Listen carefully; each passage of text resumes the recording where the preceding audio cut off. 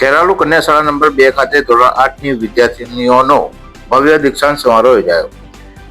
તાજેતરમાં પીએમસી ખેરાલુ કન્યા શાળા નંબર 2 ખાતે ધોરણ 8ની વિદ્યાર્થીનીઓ માટે દીક્ષાંત સમારોહનું સુંદર આયોજન કરવામાં આવ્યું હતું. શાળાના એસએમસી અધ્યક્ષ રમેશભાઈ લીંબચિયાના અધ્યક્ષસ્થાને યોજાયેલા આ કાર્યક્રમમાં ધોરણ 8ની કુલ 42 વિદ્યાર્થીનીઓને ભાવભીની વિદાય આપવામાં આવી હતી.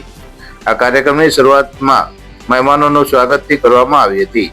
આ પ્રસંગે વિદાય લઈ રહેલી વિદ્યાર્થીઓને શાળામાં વિતાવેલા પોતાના સ્મરણો અને પ્રતિભાવો રજૂ કરતા વાતાવરણ ભાવુક બની ગયું હતું.